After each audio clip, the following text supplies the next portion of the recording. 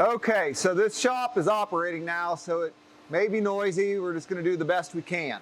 And I think I've shown a video similar to this in the past, so I think you'll find another video on this subject as well. So we'll get started. We'll go ahead and just show the entire lock tear down.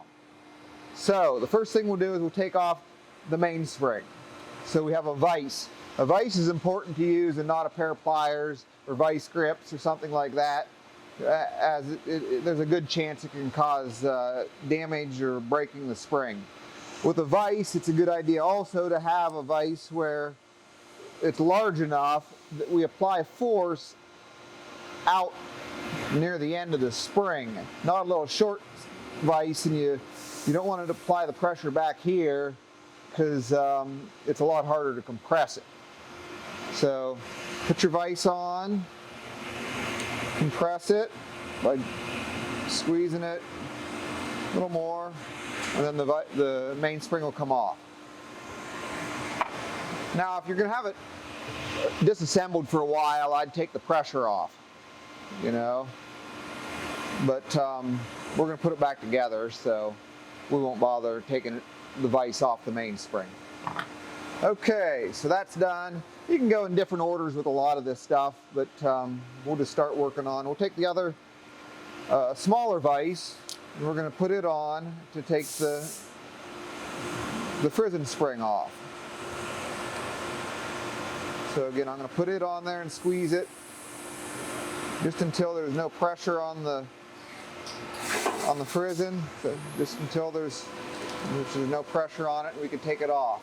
Now I have another tool called a mainspring cramp, although I don't see it here, that you can use to take, a Frizzen spring cramp to take off a Frizzen spring, but I don't see it. So we'll just show with the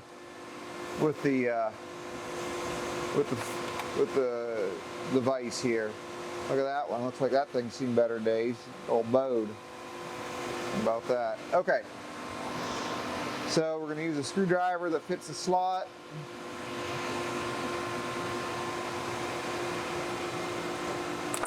Take that out. You can keep the screws separate so you know where they go. So let's take out the screw for the Frizzen. And again, use a screwdriver that fits the slots, or else there's a good chance you'll damage them.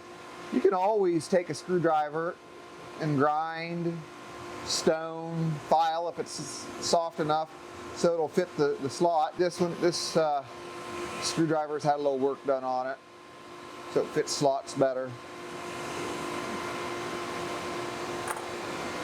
Pull that out. Now the Frizzen will come out.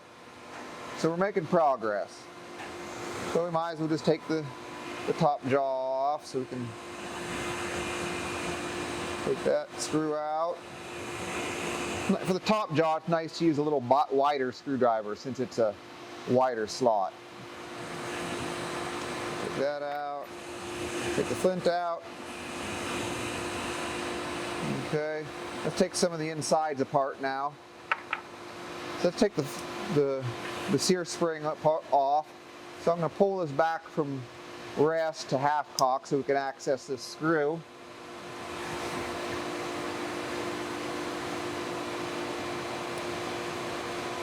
Okay. And this sometimes it wants to stick in the stud on the sear spring wants to stick in the slot in the plate. So you can just grab it with a pair of pliers and give it a little wiggle and it'll come out. So we're getting there. Now we'll take the bridle screw off. Okay. We'll take the sear screw off. So we're fitting good. Okay. We'll set those aside. And take the sear out now. Okay. So now we need to take the bridle off. Sometimes it'll stick a little bit. I have to just wiggle a little bit and get it out. So the bridle is now off. We're left with the plate, the tumbler, the fly. The fly is this little thing right here. That's the fly. in the caulk. So we're going to go ahead and get rid of the fly now so we don't lose it. Just pull it out like that. So now we're left with the plate, the caulk, and the tumbler. So take this screw off.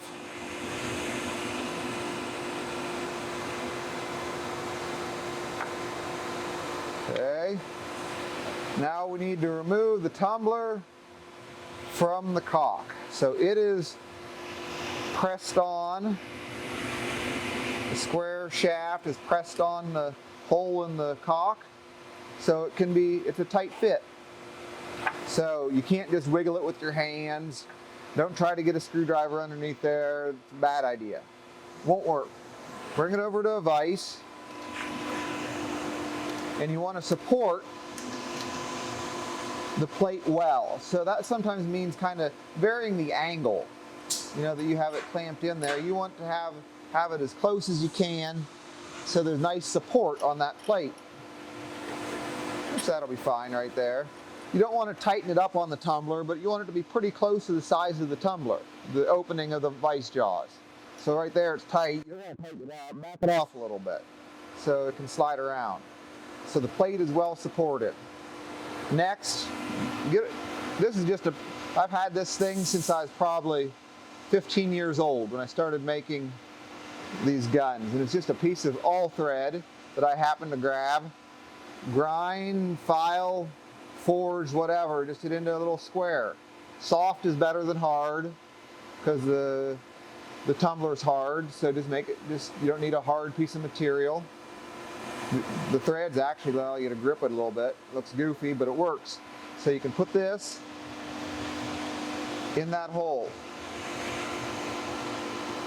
I like to take my pinky and slip it underneath in the vise.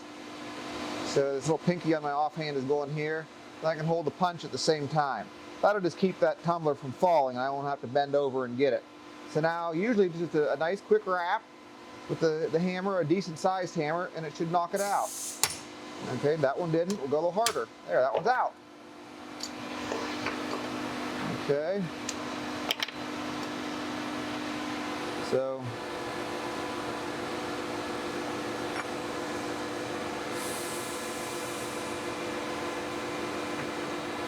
that's all of our pieces.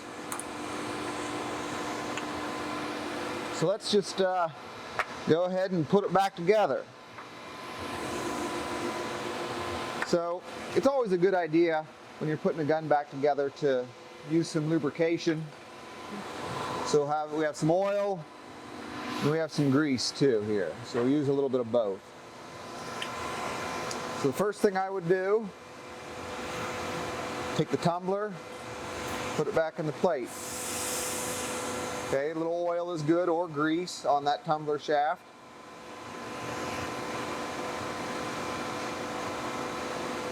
Okay, so that's good. Okay, now let's go ahead and we'll get the caulk back on it. You want to make sure you're in the right position, so you kind of put this foot down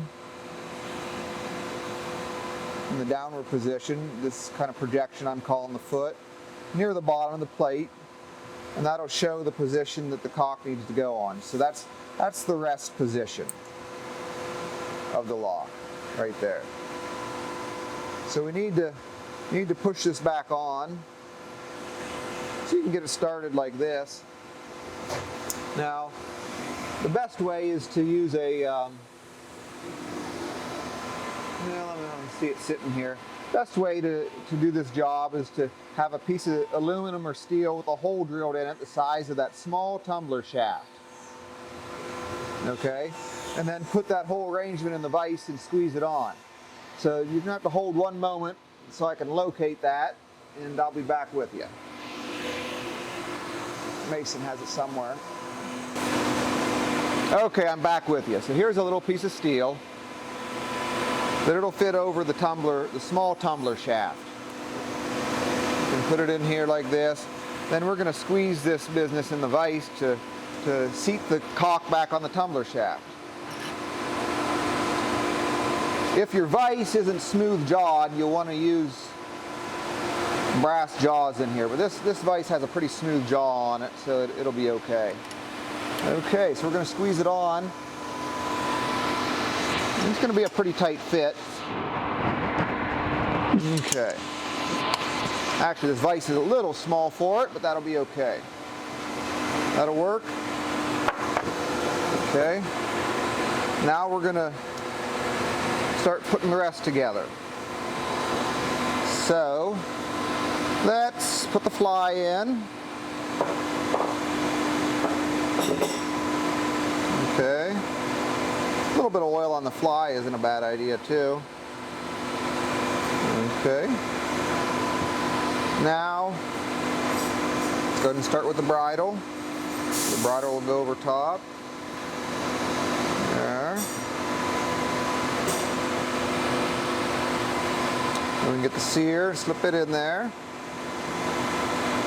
So we're going to take the sear screw, put it in there. The bridle screw, put it in there. We can start tightening some of this up now.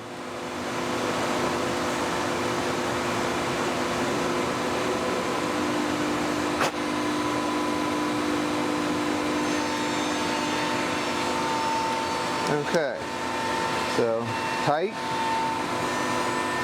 tight, it still moves free. That's good.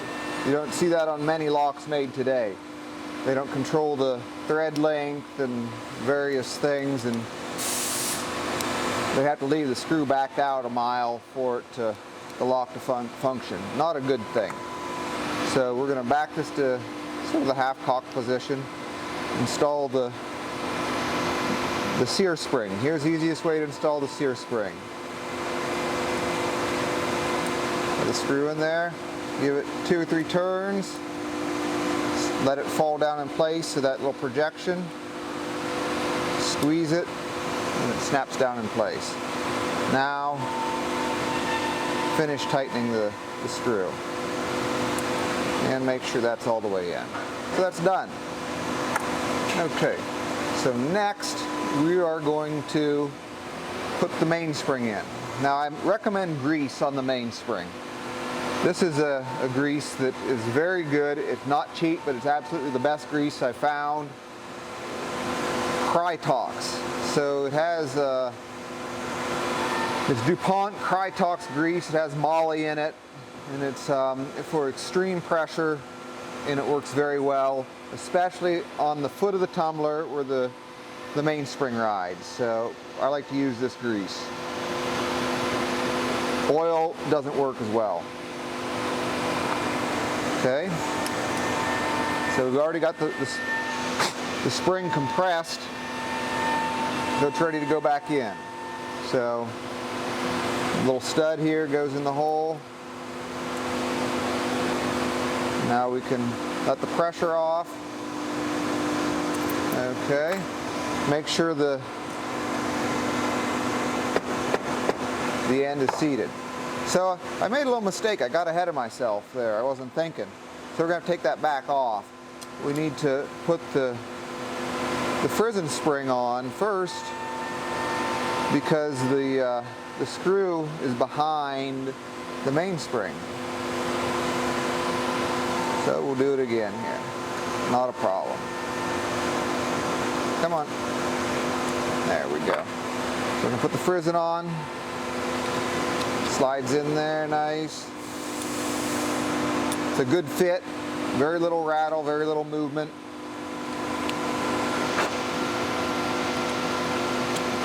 We take so much care in these locks that sometimes it's a little bit frustrating, to be honest, when people don't understand the difference between these locks and other commercially available locks.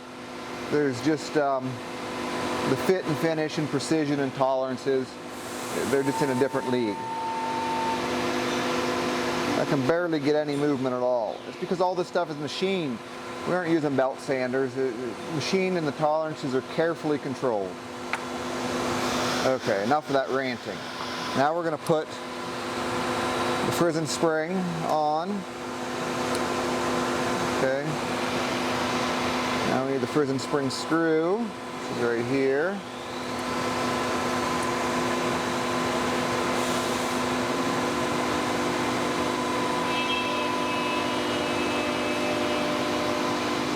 Okay. Take that off. A little grease is good too. I prefer grease over oil on this particular spot too because yeah, there's a lot of pressure on that tip of that sear too. Or excuse me, the toe of the Frizzen too. Get pressure off that. Got some grease smeared there. Okay, that'll function really nice, so it's good. Put this back on.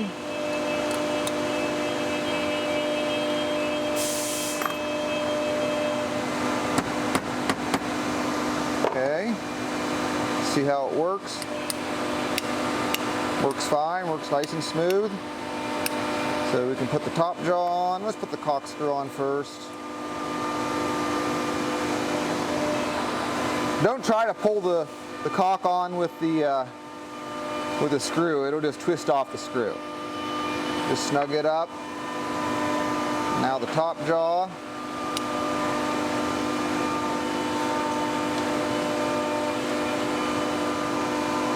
Okay, we're going to put the Flint in it. So this our big round face lock seems to like the Flint usually with bevel down, although for a really long Flint, bevel up will probably be okay. So fit it in there, close the Frizzen, and bring the Flint down until you can square it up on the Frizzen that way. You can see how it's tip of the Flint is more or less parallel to the Frizzen face. Bring it back, tighten it up. Okay, I don't see any parts left on the bench, so this thing's all together. So I'll also show real quick on napping a Flint. So I've seen people just kind of take something and just bang on it like this, or with a hammer and bang on it. And it's really not the best way. A better way is to, well, we can use a little hammer here, is to put your finger over it, okay, underneath it. So put your finger underneath it like this.